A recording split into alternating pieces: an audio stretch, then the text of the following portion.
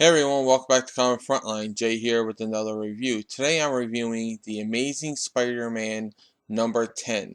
The title of this issue is SpiderVerse Part 2 Superior Force. It is written by Dan Slott with pencils by Olivier Coipel and inks are by Wade von Grawbadger.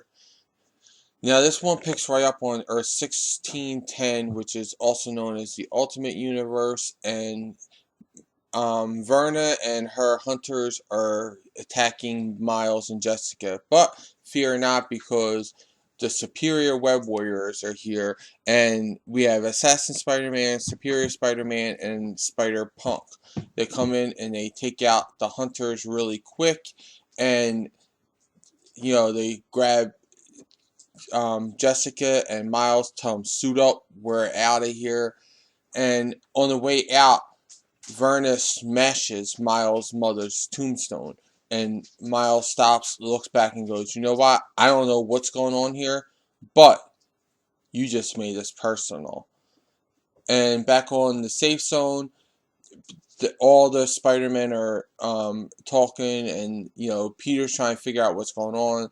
They're told that there's a second group of people going after spiders, to save them, and they're gathering, and it's going to draw the hunters, the inheritors, to them.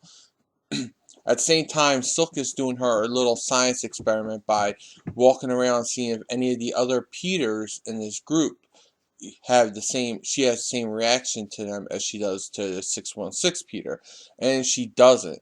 The only one that she seems to have some kind of reaction to is Kane, but she notes that it's a little bit different than what she does with Peter.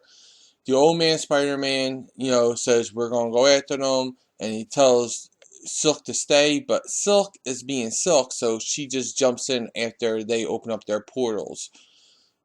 The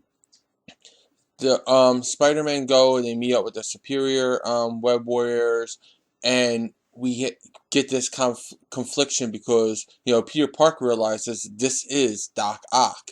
And at first he thinks maybe it's from another universe, another Earth, but now he realizes that it's really the 616 Peter, and what happened that he was pulled out of time for a while, and that's the time frame that he was in.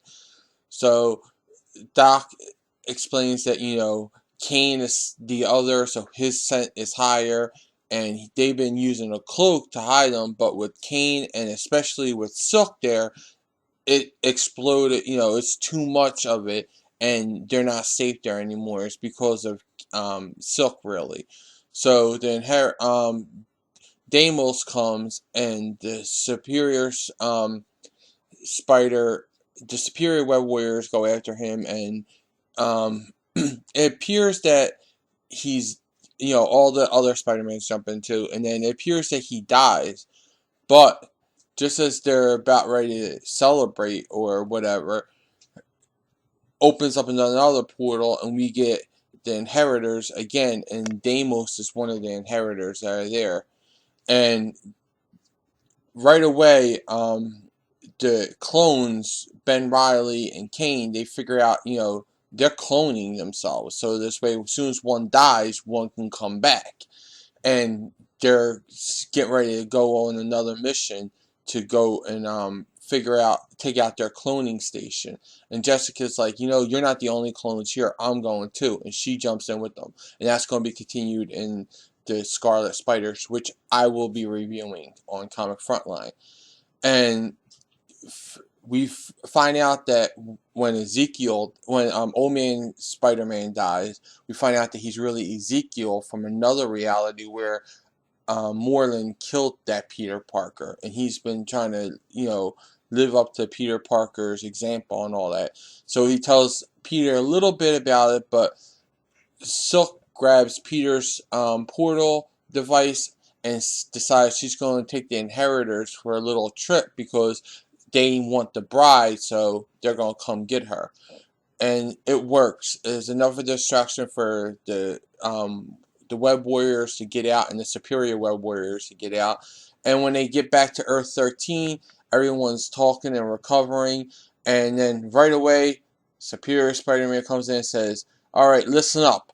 I'm in charge." And that's the cliffhanger that we're kind of left with in this issue. I really like this issue. I thought it was great. It was fast. It was on your seat of your pants. The only thing that I think might have been wrong with it was there were so many Spider-Men in it. But I think that's what kind of Spider-Verse is going to be. It's going to be that overload of spiders. So I had to put that aside, and I really did like it. I mean, it was a really fast-pacing story. Um, Story-wise, the only thing was it was a lot of setup because it was like this would be continuing in this story, this would be continuing in that story, this would be continuing in that story. So I can't give it 5 stars for the story. So I'm going to give it 4 stars for the story just because I think that took me out of it a little. It seemed like too much of a setup for these other series. So it took me a little bit out of the story at times.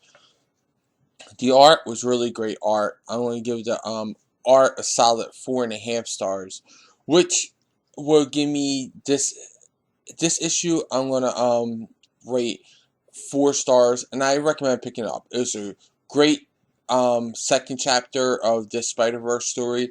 I really feel like I'm a part of this. It's fast, high octane. You like that summer blockbuster feel in a movie in your comic books, this is the book to pick up because this gives you, you know, explosions, reveals, you know, plots are coming together here, conflict, everything comes in this thing. So once again, my overall rating is 4 stars, and I recommend you picking up The Amazing Spider-Man number 10. Well, those are my thoughts. Now I want to know what yours are in the comments below. Also, like this video, subscribe to Comic Frontline, check out and subscribe to my channel, The Comic Book Theater. Check out Comic Frontline, the site, for all the latest previews, reviews, news, and interviews. For even more news on all things related to comics, comicrelated.com is your source for all your comic book needs with daily updates. And don't forget to like and follow me and Comic Frontline on Facebook, Twitter, and Google+. I'll include all these links in the description below. Until then, I'll catch you in the next review.